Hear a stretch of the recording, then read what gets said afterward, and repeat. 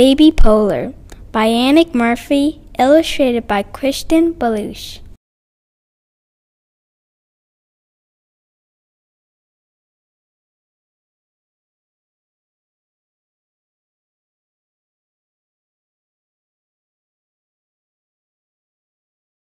Baby Polar stood between his mother's legs.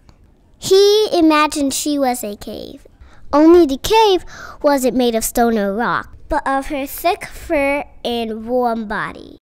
Baby Polar liked it there. He didn't feel the icy wind there, and he could hear the beating of his mother's heart. "Look, a storm is coming," Mama Polar said. Baby Polar saw dark clouds crossing over the blue sky. Soon, flakes of snow began to fall. Baby Polar wished he could go outside and play. "Can I go play in the snow?" asked Baby Polar. "Only for a little while. This might be a big storm," Mama Polar said. Baby Polar walked out of his cave. The snow was beautiful. He held out his paw and watched the pretty crystals melt on his black pad. He turned his face up to the falling snow. He held out his tongue and tasted the white flakes. The snow started coming down hard. It started to get deep, so Baby Polar laid down in the snow with his round belly facing the sky. He moved his furry legs up and down. Swish, swish, he was making wings.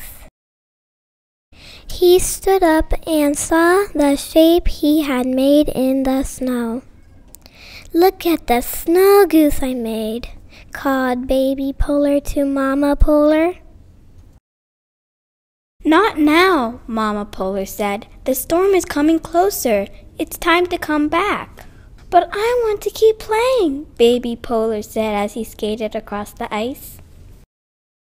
He looked behind him at the trails he had made. He made loop-de-loops. He made crisscrosses. He zigged and zagged. Then Baby Polar noticed the sky had grown very dark. He couldn't see his loop-de-loops or crisscrosses. It was snowing so hard that he couldn't see his own paw in front of him. The wind was blowing so strong that it hurt his face. He wished he were with his mother. He wished he could feel her warm body around him like a cave. "Mama Polar, where are you?" he called. But there was no answer, only the howling of the cold wind. Baby Polar started to cry. His tears froze and stuck to his cheeks like diamonds. Baby Polar wanted to get out of the storm. Great gusts of wind whipped through the air. They blew falling flakes of snow from side to side and from here to there. He kept walking. He came to a white hill. The hill was made of snow. He dug into the snow. He dug and dug, the white snow flying behind him. He made a big hole in the hill and stood inside it. It was warm like a cave. Baby Polar liked it there. He didn't feel the icy wind there, and he could hear the beating of his mother's heart, Mama's heart.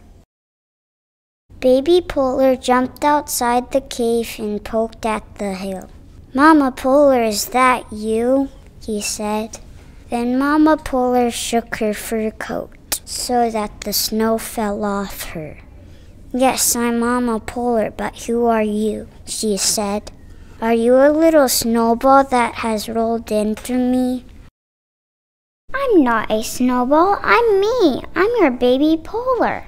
Baby Polar shook his fur coat so that the snow fell off, and Mama Polar could see him. Mama Polar laughed and kissed the top of his head. "Why, yes, you are my Baby Polar, aren't you? But what are you doing standing out in the storm? Come back inside and keep warm." Now that he was with Mama Polar, the storm was beautiful to watch. He stood between his mother's legs and imagined she was a cave. Only the cave wasn't made of stone or rock, but of her thick fur and warm body.